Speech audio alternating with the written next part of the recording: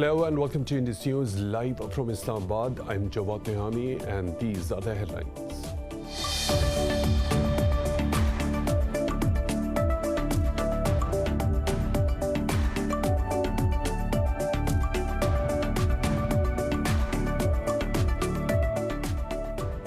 Pakistan's Army Chief General Javed Bajwa says a strong partnership between Pakistan and Saudi Arabia will benefit regional peace and security.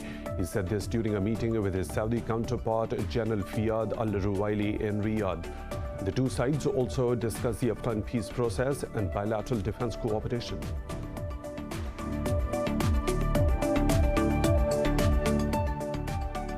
4 Pakistani soldiers have been martyred in a terrorist attack from across Afghanistan during a border fencing activity in Balochistan. Pakistan military's media wing says 6 others were injured in the attack. The ISPR says Pakistani troops responded promptly to the attack in Yob district.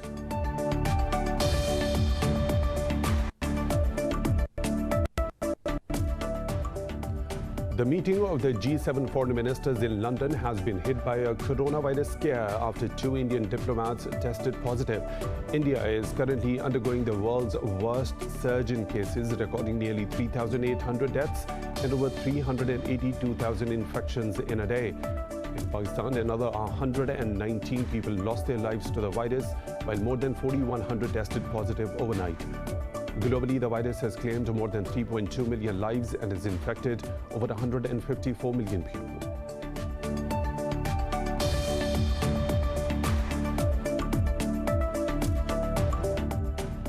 In Niger, at least 16 soldiers and 4 civilians have been killed in an attack in the northwestern part of the country.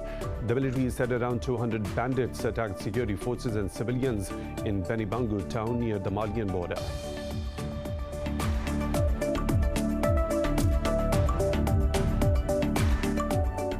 And in football, Manchester City have reached the final of the Champions League for the first time by beating Paris Saint-Germain 2-0 in the semi-final. Riyad Mahrez struck twice to secure City's 4-1 aggregate win at the Etihad Stadium. Pep Guardiola's side will now face either Chelsea or Real Madrid in the final on the 29th of May in Istanbul.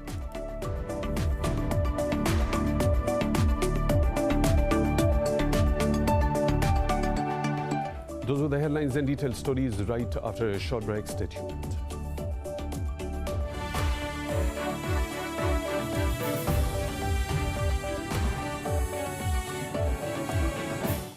Welcome back, and now for the news in detail. Pakistan's Army Chief General Javed Bajwa says a strong partnership with Saudi Arabia will benefit regional peace and security. He said this during a meeting with his Saudi counterpart General Fiyad al-Ruwaili in Riyadh. The Army Chief also stressed the need for enhancing military cooperation between the two countries. They also discussed the Afghan peace process and bilateral ties. General Bajwa will hold meetings with other high-ranking officials during his visit. Pakistan's Prime Minister Imran Khan is also scheduled to visit Saudi Arabia later this week. Khan is visiting the kingdom on the invitation of Saudi Crown Prince Mohammed bin Salman.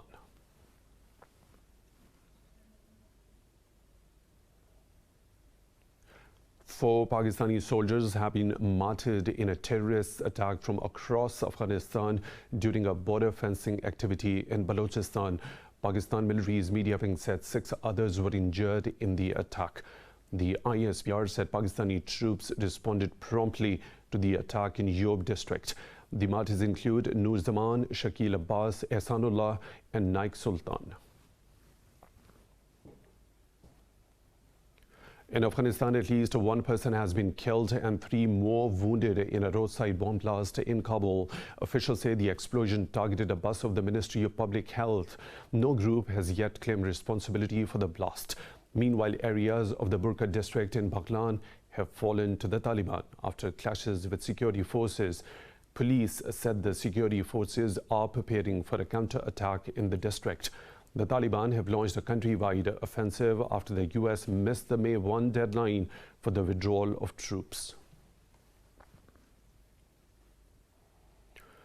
The United States says it has completed 2 to 6% of its troops withdrawal from Afghanistan. U.S. Central Command said an equivalent of 60 cargo planes of material has so far been removed ahead of the September deadline. In a statement, the CENTCOM said it has also transferred a facility in the southern Helmand province to the Afghan army. The command said it has sent more than 1,300 pieces of equipment for destruction. The U.S. military says it will provide weekly updates on the progress of the withdrawal. President Joe Biden has announced America's complete pullout by September this year. A senior Hurriyat leader, Muhammad Ashraf Sarai, has died in Indian police custody in occupied Jammu and Kashmir. Sarai was in detention of the Indian occupying forces since July last year under the Draconian Public Safety Act. The Hurriyat leader was suffering from multiple diseases, but he was denied any treatment during his imprisonment in Jammu. He was shifted to hospital yesterday after his condition deteriorated. His son Junaid was also martyred in Srinagar on May the 19th last year. Sarai was a member of Jamaat-e-Islami and worked as a lieutenant for Sayyid Ali Gilani. Pakistan has recorded another 119 deaths from COVID-19 in the past 24 hours. The Health Ministry says the nationwide death toll has risen to 18,429. The ministry said out of nearly 45,000 tests conducted overnight, just about 4,100 came out positive. It said the positivity ratio has risen to 9.17%. The caseload has topped 841,000, out of which over 738,000 have recovered. The ministry said there are over 84,000 active cases in the country. Meanwhile, Planning Minister Asad Umar says the number of vaccinations in one day crossed the 200,000 mark. In a tweet, he urged those above 40 years to register urgently and others to adhere to the SOPs. India has reported a record of nearly 3,800 deaths from COVID-19 and more than 382,000 cases in a day. Meanwhile, India's entire delegation to a G7 foreign ministers meeting in London is self-isolating after 2 members tested positive. Globally, the virus has claimed more than 3.2 million lives and the number of infections approaches 154 million. More in this report. As coronavirus crisis continues to ravage India, a court has ruled that deaths of COVID-19 patients due to lack of oxygen is a criminal act and not less than a genocide. The country's plans to administer jabs to all adults have been hampered by severe vaccine shortages. Experts are criticizing the government for a lack of preparedness in the fight against the virus that has claimed nearly 40,000 lives in April alone. It's a spiral of preparedness, readiness, response, recovery, preparedness, readiness, response, recovery. It's a whole cycle. You don't stop, especially if we have seen that the virus is changing. Over in the Americas, Brazil's former health minister told a Senate inquiry that President Jair Bolsonaro's government was aware that it was prescribing chloroquine to COVID-19 patients without any scientific evidence. Meanwhile, in Canada, Alberta province has reported its first death of a patient from a rare blood clot condition after receiving the AstraZeneca vaccine. Last month, the province of Quebec reported Canada's first death after the Oxford vaccine. In the US, the number of reported infections has dropped to its lowest point in 7 months. President Joe Biden has set a new vaccination goal to deliver at least 1 dose to 70% of adult Americans by July 4. Our goal by July 4th is to have 70% of adult Americans with at least 1 shot and 160 million Americans fully vaccinated. That means giving close to 100 million shots, some first shots, others second shots, over the next 60 days. President Biden also said the U.S. will send 60 million doses from its AstraZeneca vaccine stockpile to other nations by July 4. This comes as the United Kingdom's Prime Minister and U.S. Secretary of State agreed on the need for a global rollout of vaccines to end the pandemic. U.S. Trade Chief Catherine Tai also said the economic recovery depends on addressing global vaccine inequity. Iran says there are still a number of differences between Tehran and Washington at the nuclear deal revival talks in Vienna.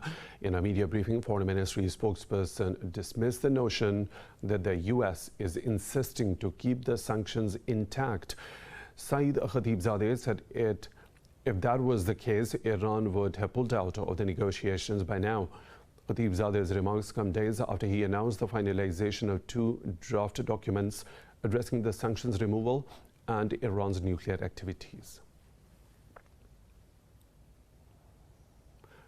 In Yemen, the government says the Houthi rebels have targeted the central city of Marib with a ballistic missile. No casualties or damage were reported from the attack. The Houthis have stepped up attacks in the recent weeks to take control of oil-rich Marib province. Yemen has been ravaged by violence and instability since 2014, when the Houthi rebels captured much of the country, including the capital, Sana'a.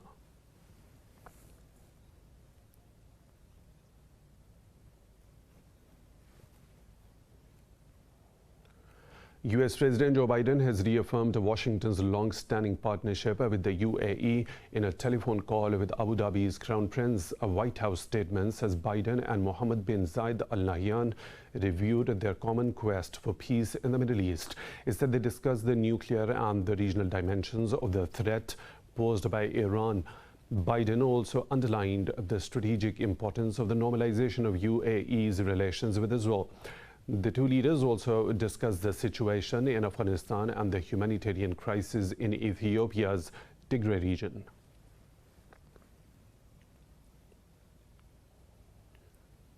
At least one person has been killed and 6 others are wounded in Israeli air raids in northwest Syria. Syrian army says its air defenses intercepted several Israeli missiles over the Mediterranean port city of Latakia. The strike also caused damage to a civilian plastic manufacturing facility. Earlier, Syrian state media reported the Israeli attack also hit the town of Haifa near Latakia and Masyaf in Hama province. The attack also struck near a Russian airbase. 2 weeks ago, Israel accused Damascus of firing a missile that struck deep inside Israeli territory. Israeli Prime Minister Benjamin Netanyahu's mandate to form a government following an inconclusive election has expired. In a statement, the presidency said Netanyahu has returned the mandate to President Reuven Rivlin. Now, the president can formally ask another political leader to try to assemble a coalition government within 28 days. The next candidate is widely expected to be Yair Lapid, whose party placed second to Netanyahu's Likud in the March vote. If the new nominee fails, the president can ask the parliament to agree on a candidate within 3 weeks. And if the parliament cannot agree, the country would go to the polls for the 5th time in about 2 years. Israeli forces have clashed with Palestinians in Sheikh Jarrah neighborhood in the occupied Jerusalem. The forces also arrested 3 Palestinians, including a woman. Eyewitnesses said Israeli soldiers attacked 2 men and pushed them to ground before cuffing them. They said the soldiers invaded the neighborhood and attacked dozens of residents who were peacefully protesting against the illegal Israeli settlements.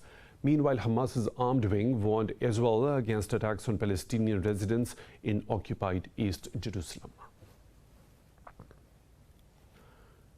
Egypt and Turkey are set to hold exploratory discussions today to review the normalization of bilateral ties.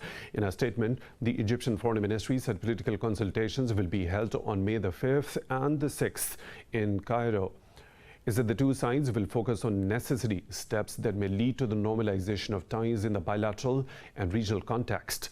Ankara and Cairo have been at odds since Egypt's army toppled President Mohamed Morsi, an ally of Turkey, in 2013.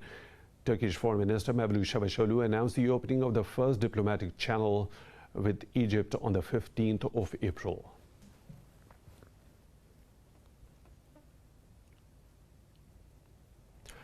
The United States says a strategic clarity on Taiwan policy carries significant downsides. This is the first time Washington has been reluctant to express its willingness to defend Taiwan in the event of a Chinese attack.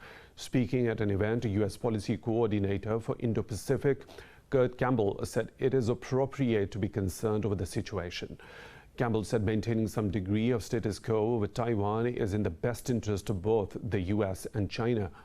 He said any conflict between Washington and Beijing over the issue will not be contained to a small geographic area.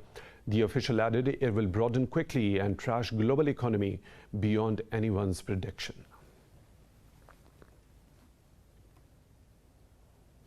The US says the West needs to press Russia to honor its international commitments and obligations. Russia denies allegations that its actions are reckless, aggressive, or aimed against any country. In a tweet, Secretary of State Antony Blinken said Moscow must be held accountable for its actions. Separately, in an interview, he said the US is not seeking to escalate tensions but will respond to Russia's reckless and aggressive behavior. Blinken said an in-person meeting between Presidents Joe Biden and Vladimir Putin will benefit both the countries. Washington's top diplomat noted that the two sides can cooperate in areas where there is mutual interest.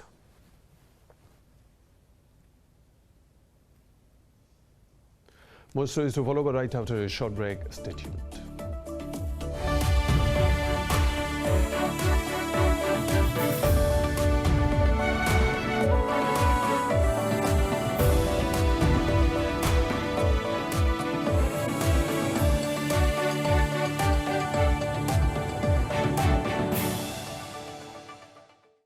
Welcome back. Myanmar's ambassador to the UN has called for more sanctions on the junta. Ambassador Kiamo Turn told the US Congress that Washington should target the state-run oil and gas company. He said the US should also slap sanctions on the state-owned foreign trade bank. Meanwhile, state media says 5 people killed in Tuesday's explosion were building a bomb.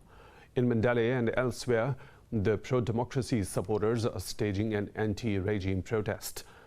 Teachers rallied in Moniba, pledging to continue their civil disobedience movement until democracy is restored. According to an activist group, at least 769 people have been killed in the crackdown on dissent so far. In Niger, at least 16 soldiers and 4 civilians have been killed in an attack in the northwestern part of the country. The military said around 200 bandits attacked Benibongo town near the Malian border. It added the bandits attacked the security forces and civilians at the same time. The military said the forces suffered losses after heavy fighting. Some said some other soldiers were missing without specifying the exact number. This attack is the second of its kind recorded in less than a week at the Malian border.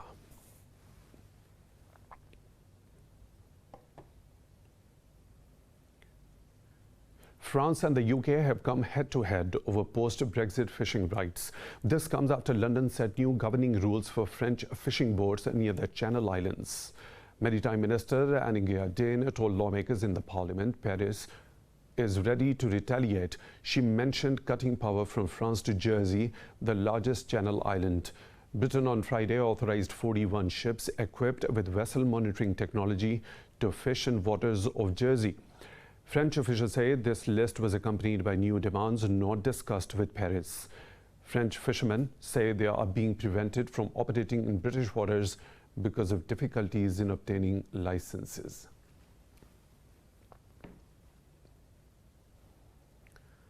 Bulgaria's President Rumen Radev has announced snap parliamentary elections on July the 11th. He took the step after the third and the final attempt to form a government following the April 4 polls failed. Radev said he will dissolve the parliament and set up an interim government on the 11th of May. He said the expected appointment of a new electoral commission to be finalized by then. Prolonged political uncertainty could hamper the poorest EU member states' ability to restart its pandemic-battered economy.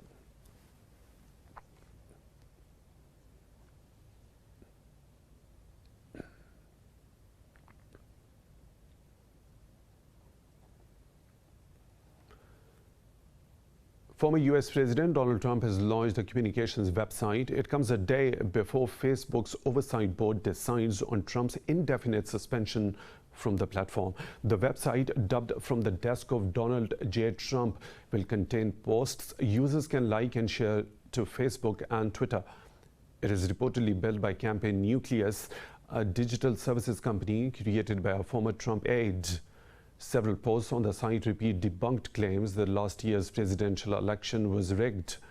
Trump was permanently banned by Twitter and suspended by Facebook and YouTube after the January 6 Capitol riots.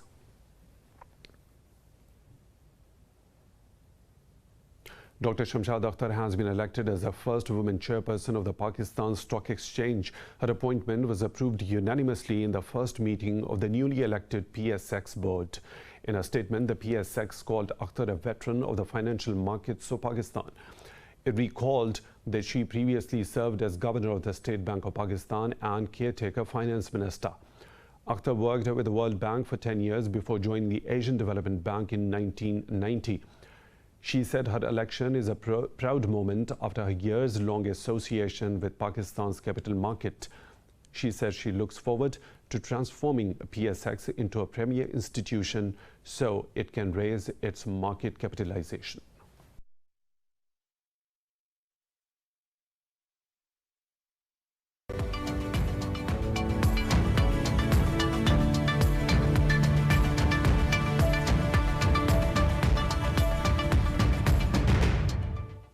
And other business updates, European stocks are trading higher as investors digest a fresh round of corporate earnings and key economic data out of the Eurozone. Frankfurt's DAX is leading the gains, rising close to 1.5%. The Pan-European Stock 600, Italy's FTSE MIB and London's FTSE have also added over 1%. Meanwhile, the CAC 40 in Paris has gained nearly 1%. Earlier Asian markets traded mixed, with Hong Kong shares slipping, while Seoul's Kospi and Australia's ASX 200 edged up. European Union's Vice President Valdis Dombrovskis says a diplomatic spat has jeopardized the ratification of a trade deal with China. In an interview, Dombrovskis said the environment for the approval of the deal was not conducive. The deal went sour after the EU and China traded sanctions over Brussels' accusations regarding human rights violations. Dombrovskis said the EU had suspended political outreach with Beijing. A spokesperson for the EU said the investment deal could not be separated from the wider EU-China dynamic. The deal was a work of years of diplomatic efforts and would have allowed the EU and China to access each other's markets with lax regulations.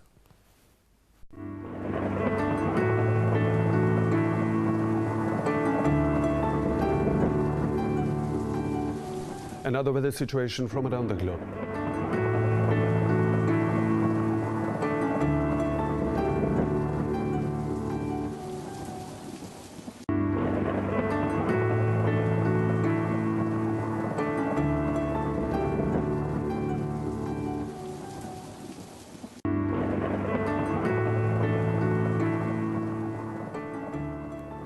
And that is all for now. For the latest updates, you can follow us on social media at Indus News.